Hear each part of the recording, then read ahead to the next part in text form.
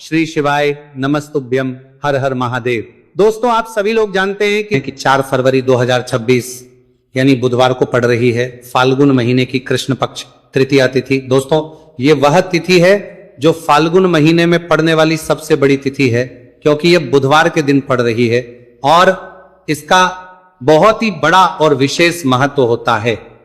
पूज्य गुरु जी ने कहा है कि अगर कभी भी मौका लग जाए और फाल्गुन महीने की तृतीया तिथि बुधवार को पड़ जाए तो आप लोगों को सातहरा दुर्वा का उपाय तो अवश्य ही करना चाहिए। इन दोनों का संयोग बहुत ही कम आता है। इसी के साथ में गुरु जी ने अपनी शिव पुराण कथा में बताया है कि इस दिन आपको 7 दुर्वा का उपाय तो आपको अवश्य ही करना चाहिए, क्योंकि ऐसा दिन पूरे साल में सिर्फ एक ही बार आता है। और दोस्तों, आप सभी लोग जानते हो कि बुधवार का अगर सबसे बड़ा उपाय है तो वो सातहरा दुर्वा वाला उपाय है। तो दोस्तों, इस बुधवार तृतीया तिथि के दिन आप लोगों को इस सातहरा दुर्वा वाला उपाय को जरूर करना है। बहुत सारे लोग होंगे जिन लोगों ने इस उपाय को ना किया हो, मतलब पूरा साल निकल गया, उन्होंने किसी भी दिन इस सातहरा दुर्वा वाला उपाय को ना किया हो। पर दोस्तों, आपके पास एक आखिरी मौका बचा हुआ है जो कि 4 फरवरी के दिन है। तो इस दिन आप लोगों को इस वाले उपाय को जरूर कर लेना। भले ही आपने पूरे महीने भर इस उपाय को ना किया हो, पर अगर आपने इस फाल्गुन महीने के बुधवार तृतीया तिथि के दिन अगर इस वाले उपाय को कर लिया तो आपको इस उपाय को करने का वह फल मिलेगा जिसकी आपने कभी कल्पना भी नहीं करी होगी। इसीलिए आप लोग इस वाले उपाय को एक बार जरूर कर लेना है, ताकि आप लोगों के हाथ से ये मौका ना जा सके और आपको इस उपाय को करने का फल मिल सके। दोस्तों, यह उपाय पंडित जी ने अपनी अभी ही शिव महापुराण की कथा में बताया है, जिस उपाय को आज हम आपको बहुत अच्छे से समझाने वाले हैं। इस वीडियो को देखने के बाद इस उपाय को समझने के लिए आपको कोई और वीडियो को देखने की जरूरत नहीं पड़ेगी। तो चलिए दोस्तों, उपाय को शुरू करते हैं।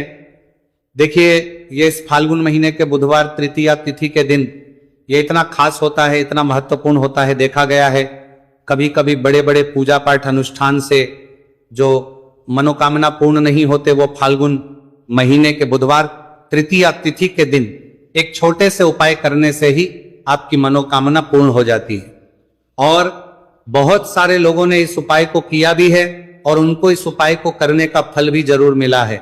अगर आप लोग भी इस उपाय को करना चाहते हैं तो आप इस उपाय को करना चाहते हैं को पहले अच्छे से समझ लेना, सुन लेना, उसके बाद करना।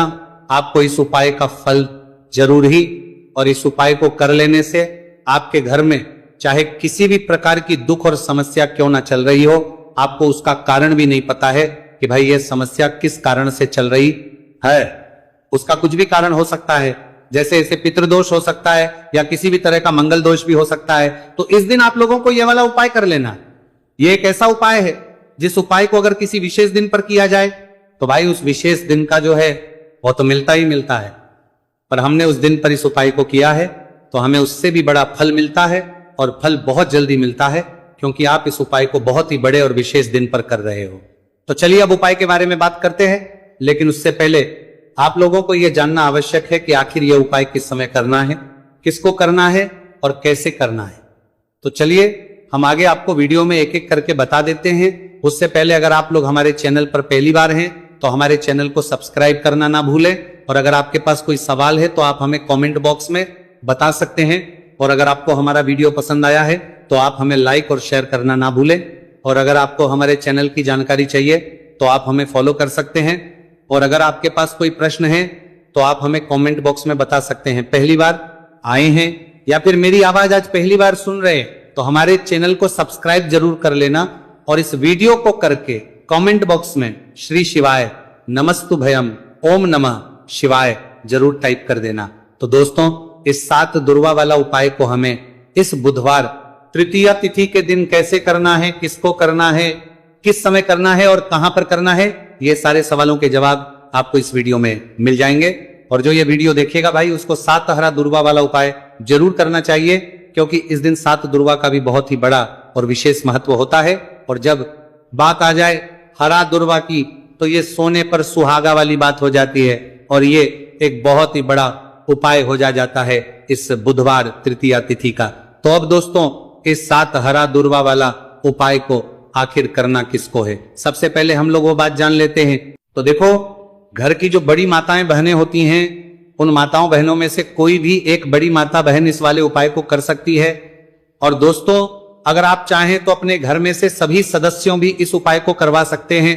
अगर किसी व्यक्ति की खुद की कोई मनोकामना है, खुद की कोई दुख और परेशानी है जो कि वो अपने लिए ही करना चाहता है, इस वाले उपाय को तो वो खुद अपने लिए भी कर सकता है। बाकी अगर कोई घर में से ऐसा है जो कि अपने पूरे घर परिवार की सुख और शांति के लिए ये वाला उपाय करना चाहता है, तो भाई वो भी कर में सकता है, उसमें भी कोई दिक्कत वाली बात नहीं है। कहने का मतलब यह है कि इस उपाय को हर सदस्य भी कर सकता है और पूरे घर परिवार के सदस्य के लिए घर की बड़ी माताओं बहनों में से कोई एक माता बहन भी कर सकती है। माताएं बहनें अगर घर में उपस्थित ना हो या वो ये वाला उपाय ना कर पा रही हो, तो फिर घर का कोई बड़ा सदस्य भी इस 7 हरा दूर्वा वाला उपाय को कर सकता है, चाहे फिर वह पुरुष ही क्यों ना हो, उसमें कोई भी दिक्कत वाली बात नहीं है। अब दोस्तों, जो अगला प्रश्न निकल कर आता है वो ये आता है इसको लेकर कि आखिर इस उपाय को हमें किस समय करना है, सुबह के समय करना है कि शाम के समय करना है। तो देखो, इस वाले उपाय को आप लोग सुबह के समय भी कर सकते हो और शाम के समय प्रदोष काल में भी कर सकते हो। अब अगर आप पूछो कि भाई सबसे उत्तम समय कौन सा रहेगा इस 7 हरा दूर्वा वाला उपाय को करने का, तो हम आपसे बस यही कहेंगे कि इस उपाय को आप सुबह के समय करेंगे तो ज्यादा बेहतर होगा। बाकी अगर प्रदोष काल के समय भी करेंगे तो भी अच्छा होगा, उसमें कोई भी दिक्कत वाली बात नहीं है। तो अब दोस्तों, जो अगली सबसे बड़ी और महत्वपूर्ण बात आती है वो ये आती है कि सुबह अगर हम उपाय को करेंगे तो हमें कितने बजे से लेकर कितने बजे तक के बीच में करना है, और शाम के समय प्रदोष काल में करेंगे तो हमें कितने बजे से लेकर कितने बजे के बीच में करना है। तो देखो, सुबह जितनी जल्दी हो सके आप उपाय को करने की कोशिश करना। बाकी अगर कारणवश लेट भी हो जाओ, थोड़ी देर भी हो जाए, तो 10 या 11 बजे तक भी आप उपाय कर लेना, पर 12 बजे से ज्यादा देरी ना हो, ठीक है, इस बात का ध्यान रखना। उसके बाद में दोस्तों, अगर शाम के समय प्रदोष काल की बात करें, प्रदोष काल का जो समय है होता है वो शाम के 6 बजे से शुरू हो जाता है। मतलब शाम के 6 बजे से लेकर शाम के 6 बजे से रात के 8 बजे के बीच का जो समय होता है, ये समय प्रदोष काल का समय होता है। तो इस उपाय को 7 या 8 बजे के बीच में भी कर सकते हो। मैं आप कभी भी इस वाले उपाय को कर सकते हो, उसमें कोई भी दिक्कत वाली बात नहीं है। तो फाल्गुन का महीना ही है जो आपको धन दौलत पुण्य दोनों ही देने वाला है। फाल्गुन के महीने में तुलसी का पूजन करके, श्री हरि विष्णु से जुड़े हुए कुछ उपाय करके आप अपने जीवन की निर्धनता, धन से जुड़ी समस्याएं, कर्जे से जुड़ी समस्याओं को हमेशा के लिए दूर कर सकते हैं। ये वही महीना है जिस माह में भगवान विष्णु योग निद्रा से जागते हैं। भगवान विष्णु को तुलसी अति प्रिय है, इसलिए उनकी पूजा में भी विशेष रूप से हम तुलसी का उपयोग करते हैं। और बिना तुलसी दल के, बिना तुलसी मैया के श्री हरि विष्णु की पूजा दोनों ही अधूरे होते हैं। इसीलिए फाल्गुन के महीने में ऐसा उपाय आपको बताने वाले हैं जिसे करने से श्री हरि विष्णु की असीम कृपा आपको मिलेगी और मां तुलसी से ऐसा आशीर्वाद मिलेगा, जीवन का हर दुख, हर कष्ट, गरीबी, निर्धनता, कर्जे से जुड़ी समस्याएं, सब कुछ ही आपके जीवन से दूर हो जाएगा और सुख, समृद्धि, धन, वैभव, ऐश्वर्य सब कुछ आपको अपने जीवन में आसानी से मिलने लगेगा। तो चलिए बात कर लेते हैं कि कौन सा उपाय है। तुलसी के पौधे में कौन सी चीज आपको रखनी है और इस उपाय को किस समय करना है। देखिए, सबसे पहले तो आपको बता दें कि अगर आपके घर में तुलसी का पौधा नहीं है तो फाल्गुन के महीने में एक तुलसी का पौधा अपने घर में लाकर जरूर लगाए, क्योंकि फाल्गुन के महीने में जो लोग अपने घर में तुलसी जी का पौधा लाकर लगाते हैं, मां तुलसी का पूजन करते हैं, कभी भी मां तुलसी उनके घर में निर्धनता नहीं रुकने देती है। हमेशा उनके घर में धन की वृद्धि होती है, धन की वर्षा होती है। तो जरूर से तुलसी का पौधा आप फाल्गुन के महीने में अपने घर जरूर लेकर आए और अच्छे से आपको मां तुलसी का पूजन करना है, मां तुलसी के पौधे की देखभाल करनी है। और वो कौन चीज है जो आपको तुलसी के पौधे में फाल्गुन के महीने 4 फरवरी बुधवार तृतीया तिथि में रखना है, और कैसे ये चीज रखते ही रातों रात आपके जीवन में चमत्कार होगा और आपके भाग्य का भी आपको साथ मिलेगा। तो देखिए, इन बुद्धि ज्ञान और विवेक के प्रदायक देव भगवान गणेश को समर्पित होता है, और जो भगवान गणेश है वो भगवान शिव के सबसे प्रिय है। तो बुधवार के दिन किया जाने वाला यह हरे मूंग का उपाय महादेव के साथ साथ भगवान गणेश को, भगवान गणेश है गणेश को भी प्रसन्न करने वाला है। देखिए, इस वीडियो में हम पूज्य गुरुदेव द्वारा बताए गए दो बहुत ही खास उपायों के बारे में जानने वाले हैं। पहला जो उपाय है, यदि आपको अपने किसी भी प्रकार के कार्य में रुकावटें देखने को मिल रही हैं, आप यदि किसी भी प्रकार के कार्य में सफल नहीं हो पा रहे हैं, या फिर यदि आप अपनी को भ्रमण करना चाहते हैं, अपने ज्ञान और विवेक को बढ़ाना चाहते हैं, तो विशेषकर ऐसे लोगों को यह पहला उपाय करना है। तो देखिए, इस उपाय को करने के लिए सबसे पहले तो आपको मात्र हरे मूंग लेने हैं। देखिए दोस्तों, आप इस उपाय के लिए 5, 7, 21, 51 जितने भी आपके पास हरे मूंग उपलब्ध हो जाते हैं, उतने आपको मात्र हरे मूंग लेने हैं। लेकिन आपको एक विशेष बात का ध्यान रखना है कि जितने भी हरे मूंग के दाने लेंगे वह साबुत होने चाहिए, खंडित नहीं होने चाहिए। इस बात का आपको विशेष ध्यान रखना होगा। पूज्य गुरुदेव ने बताया है कि इस उपाय के लिए आपको मात्र हरे मूंग की ही आवश्यकता होगी। तो देखिए, मात्र आपको जो ये हरे मूंग है, इन्हें सीधे लेकर के पहुंच जाना होगा भगवान शिव के मंदिर में। देखिए दोस्तों, गुरुदेव ने बताया है कि इस उपाय को आप सुबह से लेकर के शाम तक किसी भी समय में कर सकते हैं।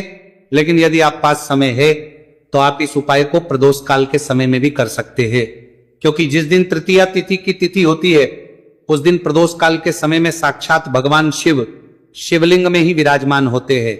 इसीलिए आपको पूरी कोशिश करनी है कि तृतीया तिथि की तिथि पर आपको प्रदोष काल के समय में ही यह उपाय करना है। लेकिन किसी कारणवश यदि आपको समय नहीं मिल पाता है, तो फिर आप इस उपाय को सुबह से लेकर के शाम तक किसी भी समय में कर सकते हैं। तो देखिए दोस्त, सबसे पहले तो आपके पास जितने भी हरे मूंग, चाहे आपके पास 5 हरे मूंगे, 5, 7, 21 जितने भी हरे मूंग हैं, उन्हें आपको अपने सीधे हाथ की हथेली में रखने हैं और आपको अपनी मुट्ठी के अंदर इन हरे मूंग को बंद कर लेना है। अब देखिए, आपको ये जो हरे मूंग की मुट्ठी है, इसे सबसे पहले तो भगवान शिव के शिवलिंग से स्पर्श करवानी है। देखिए दोस्तों, आप सभी को पता है कि जब हम शिवलिंग पर कोई भी सामग्री अर्पित करते हैं, उससे पहले हम अपनी मुट्ठी के माध्यम से उस सामग्री को शिवलिंग पर स्पर्श करवाते हैं। तो सबसे पहले तो आपकी मुट्ठी में जो हरे मूंग है, उस हरे मूंग की मुट्ठी को आपको शिवलिंग पर स्पर्श करवानी है और आपको इस हरे मूंग की मुट्ठी को वर्ष करवाते समय लगातार शिव महापुराण के मूल मंत्र श्री शिवाय नमस्तु भयम या फिर ओम नमः शिवाय, इस मंत्र का जाप करते रहना है। इसके बाद आपकी जो भी कामना है, जिस भी प्रकार के कार्य में आपको रुकावटें देखने को मिल रही हैं, आपके जीवन में जो भी बीमारी है, जो भी आपके जीवन में रोग चल रहे हैं, या फिर आप अपने जिस भी प्रकार के कार्य में सफलता की प्राप्ति करना चाहते हैं, यानी कि यदि आपकी किसी भी प्रकार की मनोकामना है, तो उसे आपको महादेव के समक्ष रख देनी है। देखिए, आपको अपनी मुट्ठी को शिवलिंग से स्पर्श रख के ही आपकी जो मनोकामना है उसे महादेव के समक्ष रखना है। तो देखिए, आपको श्री शिवाय नमस्तु भयम इस मंत्र का जाप करते हुए अपनी मनोकामना को बोल देना है। इसके बाद आपको अपनी जो मुट्ठी है, इससे शिवलिंग से हटा लेनी है। इसके बाद आपको ये जो हरे मूंग की मुट्ठी है, इससे नंदी महाराज का जो पैर उठा होता है, वहां पर आपको हरे मूंग की मुट्ठी को स्पर्श करवाना है। स्पर्श करवाते समय आपको वहां पर भी श्री शिवाय नमस्तु भयम मंत्र का जाप करना है। और जो आपने शिवलिंग के सामने मनोकामना बोली थी, उसी मनोकामना को आपको नंदी महाराज के सामने भी बोलना है। अब आपको महाराज के वहां से भी अपनी ये मुट्ठी हटा लेनी है। अब इस मुट्ठी को सीधे आपको लेकर के पहुंच जाना है आपके आसपास या फिर शिव मंदिर के आसपास जो भी बेलपत्र का वृक्ष है, वहां पर देखिए, बहुत ही अचूक उपाय है। और ये जो उपाय है आपको सिर्फ एक बार ही करना है। विशेष बुधवार के दिन जब भी कोई भी विशेष तिथियां पड़ती है, तो उस पर ही यह उपाय किया जाता है। इसीलिए यह उपाय आपको बहुत ही ध्यान से समझना है। तो देखिए, आपको बेलपत्र के वृक्ष के वहां पर पहुंचने के बाद आपकी जो हरी मूंग की मुट्ठी है, इससे आपको बेलपत्र के वृक्ष से स्पर्श करवा देनी है।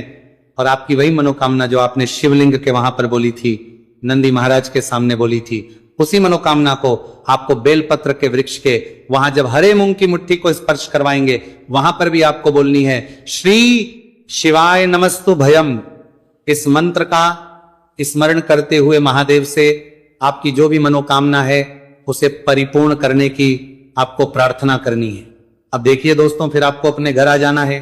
पूज्य गुरुदेव ने बताया है कि बुधवार की तृतीया तिथि के दिन जो भी व्यक्ति इस उपाय को करता है, तो उसके जीवन की ऐसी कोई मनोकामना नहीं, कोई कार्य नहीं जिससे सफल नहीं किया जा सकता है। अगर आप अपने विवाह के लिए उपाय कर रहे हैं, नौकरी के लिए कर रहे हैं, या फिर अपने व्यापार के लिए उपाय कर रहे हैं, और यदि आपने दिल से प्रार्थना की है, तो महादेव भी आपकी पूरी प्रार्थना जो है उसे दिल से ही स्वीकार करते हैं। इसीलिए आपको इस बुधवार की तृतीया तिथि पर यह दिव्य उपाय अवश्य ही करना चाहिए। अब दोस्तों हम जान लेते हैं पूज्य गुरुदेव द्वारा बताए गए दूसरे खास उपाय के बारे में। देखिए दोस्तों, पूज्य गुरुदेव ने बताया है कि यह उपाय भी आपकी किसी भी प्रकार की मनोकामना को परिपूर्ण करने के लिए, देखिए इस उपाय को करने के लिए मात्र आपको एक दीपक की आवश्यकता होगी।